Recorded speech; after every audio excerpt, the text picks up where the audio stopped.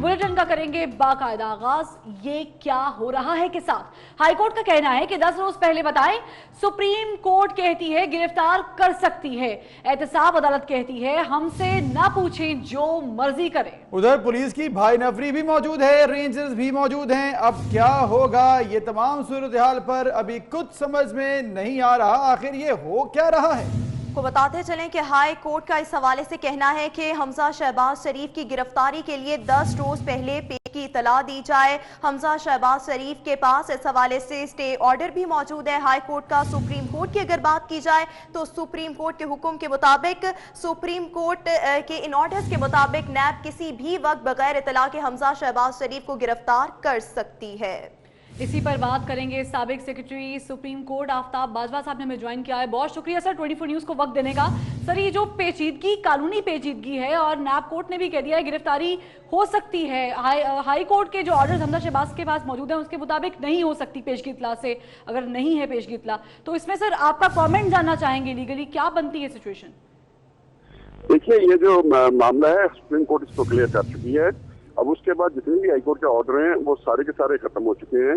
आपने अभी देखा था 22 की पिटीशन जब ये जुडिशियल पॉलिसी अनाउंस हुई थी, अनाउंस किया था, तो उस वक्त 25,000 के केस जो थे वो एक ही दिन में लाहौर से खत्म हो गए थे। तो लिहाजा वो जो हाईकोर्ट का ऑर्डर है अब उसकी कोई अहमियत नहीं है, लिहाजा उसको पुलिस गिरफ्तार कर सकती है, नैब गिरफ्तार कर सकती है। सही। आफ्ताब बाजवा साहब ये बताएगा कि नैब तो गिरफ्तार कर सकती है और साथ साथ वो ऑर्डर्स लेकर भी आई, लेकिन जो शहबाज शरीफ और हमजा शहबाज के वकील हैं उनका ये कहना है कि हमजा शहबाज के पास स्पेसिफिक केस के हवाले से बात है, स्पेसिफिक नाम दिया गया है कि हमजा शहबाज को अगर गिरफ्तार करना है तो 10 रोज पहले बताया जाए। तो ये स्पेसिफिक केस में क्या सूरत हाल होती है? नहीं, मैं गुजारिश करूंगा, इस तरह के हम भी ऑर्डर लेते हैं, लेकिन क्योंकि इस तरह का जो ऑर्डर होता है वो उस वक्त नल एंड वॉइड हो जाता है जब तो सुप्रीम कोर्ट का ऑर्डर आ जाता है। अब सुप्रीम कोर्ट ने ये बात क्लियर कर दी कि अब जो है जब चाहे किसी मुल्ज़िम को गिरफ्तार कर सकती है। इन हालात में सुप्रीम कोर्ट का ऑर्डर जो है वो सुपीरियर ऑर्डर है और उसकी कंप्लायंस होनी चाहिए। मैं समझता हूँ कि सुप्रीम कोर्ट के ऑर्डर की रोशनी में गिरफ्तारी हो सकती है। सही, सुप्रीम कोर्ट की रोशनी में गिरफ्तारी हो सकती है। आप हमारे साथ ही मौजूद रहेगा। सर, हमें ज्वाइन किया असद मंसूर भट्ट साहब ने, साबिक सेक्रेटरी सुप्रीम कोर्ट बार हैं। भट्ट साहब बहुत शुक्रिया वक्त देने के लिए। ये बताएगा जिस तरह से सूरत हाल है कि इस वक्त कानूनी पेचीदगी बताई जा रही है। हमजा शहबाज के वकील कह रहे हैं कि हमारे पास स्पेसिफिक जो है हमारे पास स्पेसिफिक केस है कि हमजा शहबाज को गिरफ्तार नहीं कर सकते। उधर नैब की टीम सुबह से वहाँ पर मौजूद है। क्या आईनी सूरत हाल देखते हैं आप? देखिए, ये बड़ी अजीब सूरत आ रही है नैब ने खुद।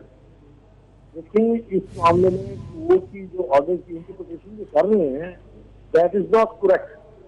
देखिए, हाई कोर्ट के ऑर्डर के जो मौजूद हैं वो अभी स्टैंड स्टिल हैं और मौजूद हैं, होल्ड स्पीड है। उसमें नैब ने खुद बयान दिया कि जी हमजा शहबाज हमें नहीं चाहिए। तो हाई कोर्ट ने कहा कि नेक्स्ट टाइम जब चाहिए हो तो आपने टाइम दे के इनको करना है। अब उस ऑर्डर को नैब ने चैलेंज नहीं किया, सुप्रीम कोर्ट में नैब नहीं की, तो वो ऑर्डर नैब के सामने स्टैंड करता है। एक बात अब ये कहते हैं कि सुप्रीम कोर्ट ने ये कह दिया। सुप्रीम कोर्ट ने जो ऑर्डर किया है आप पढ़िएगा कि उस ऑर्डर में लास्ट पे लिखा हुआ नॉट अप्रूव्ड फॉर रिपोर्टिंग। ठीक है सर, हमें ज्वाइन किया है साबिक सदर supreme court bar Ahmad Kurd साहब ने। कुर्द साहब बहुत शुक्रिया, अली अहमद कुर्द साहब, आपने वक्त दिया 24 न्यूज़ को। यही सवाल आपसे भी पूछना चाहेंगे कि अगर नैब की टीम मौजूद है और वो कह रही है कि सुप्रीम कोर्ट के अहकामात हैं कि हम गिरफ्तारी कर सकते हैं बगैर इत्तला के, तो हमजा शहबाज शरीफ साहब ये कह रहे हैं कि हाई कोर्ट स्पेसिफिक ऑर्डर्स मौजूद हैं और मेरा केस एक्सेप्शनल है, तो मुझे गिरफ्तारी से पहले 10 रोज पहले पेशगी इत्तला मौसूल होनी चाहिए। आपका तज्जिया क्या कहता है सर?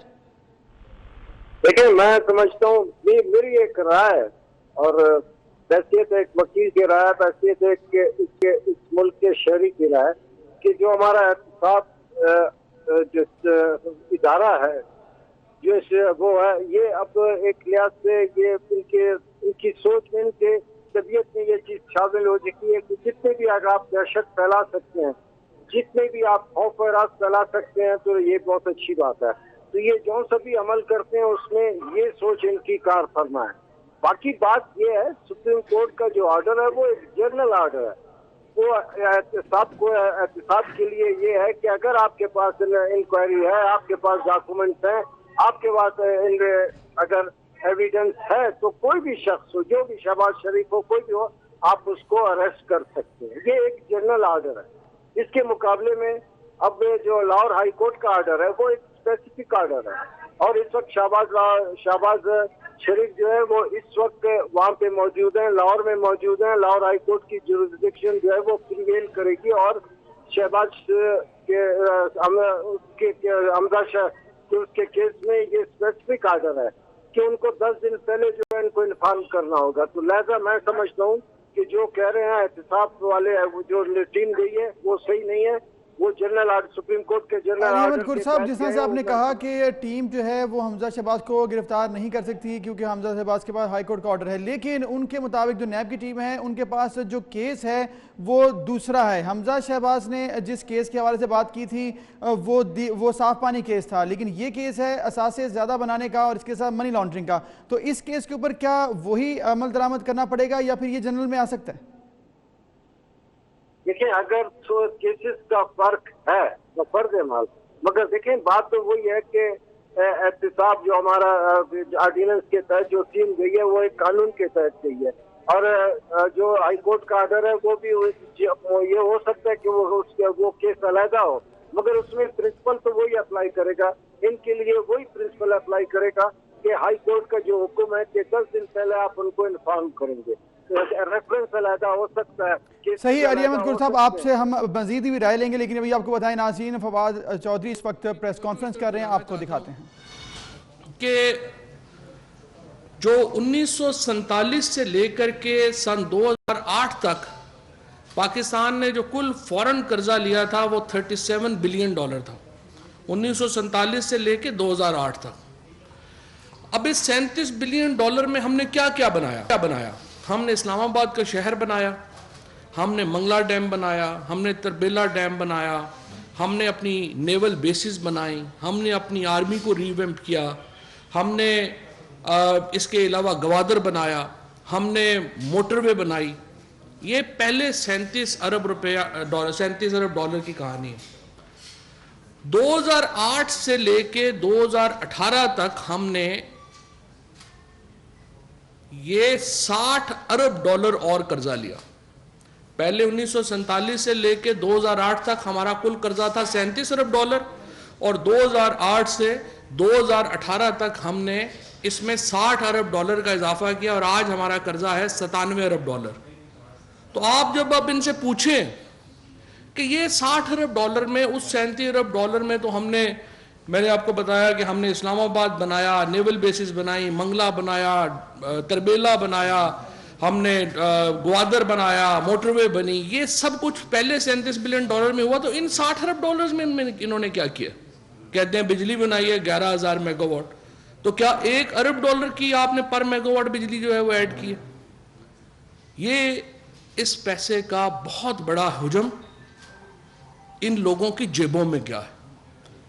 عمران خان کا یا پی ٹی آئی کا کوئی ذاتی لڑائی جھگڑا تو نہیں ہے, لیکن مسئلہ یہ ہے کہ اتنی بڑی اماؤنٹس ان لوگوں کی جیبوں میں گئی ہیں کہ ان کا واپس آنا پاکستان کے لیے انتہائی ضروری ہے. اگر وہ پیسہ واپس نہیں آتا تو پھر ہمیں یہی مہنگائی, ہمارا جو ڈالر کا حال ہوا ہے, جو ہمارا اس وقت باقی معیشت میں ہمیں پرابلمز آ رہے ہیں, گیس مہنگی, بجلی مہنگی, یہ کیوں ہے؟ یہ اس لیے ہے کہ ان 10 سالوں میں $60 ارب لیا اور وہ سارے کا سارا ان کی جیبوں میں گیا. جب ان بدعنوانوں کے اوپر آپ ہاتھ ڈالتے ہیں تو یہ پارلیمنٹ اور جمہوریت کے پیچھے چھپتے ہیں.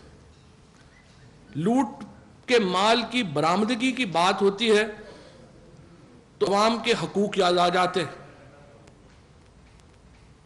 دیکھیے, ہم نے یہ جو آپریشن ہو رہا ہے ماڈل ٹاؤن کے اوپر حمزہ شہباز کی گرفتاری کے لیے, انہی لوگوں نے جن کو آج گرفتار کرنے کے لیے یہ آپریشن ہو رہا ہے, انہوں نے ماڈل ٹاؤن میں جس طریقے سے آپریشن کیا تھا وہ بھی آپ کے سامنے ہے.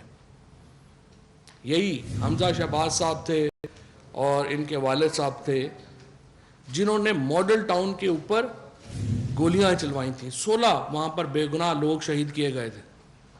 ان کا رویہ دیکھیے آپریشن کرنے کا کیا تھا.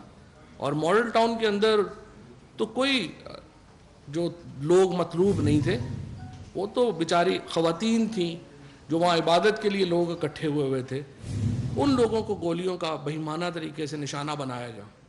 لیکن یہاں پر آپ دیکھ رہے ہیں کہ کل سے نیشنل اکاؤنٹیبلٹی بیورو کی جو لوگ ہیں وہ ان کو گرفتاری کے لیے کہہ رہے ہیں۔ انہوں نے سنا ہے کہ خود کو بیسمنٹ کے اندر قید کیا ہوا ہے اور وہ لاک ہی نہیں کھول رہے۔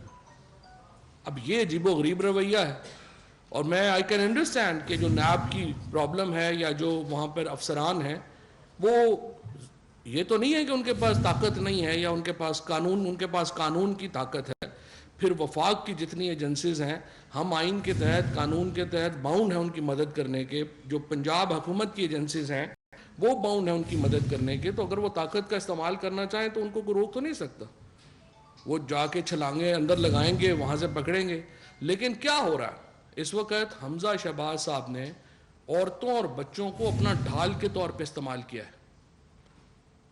یہ ہم نے نئی بات سنی ہے۔ 1988 میں جب نواز شریف صاحب کا پہلا الیکشن تھا تو اس وقت اشتہار دیا کرتے تھے، جاگ پنجابی جاگ تیری پگ نوں لگ گیا داغ۔ تو میں تو خود جو ہے یہ سمجھتا ہوں کہ اگر پنجاب کی یہ جو اشتہار دیتے تھے، پنجاب کی پگ کو داغ آپ کی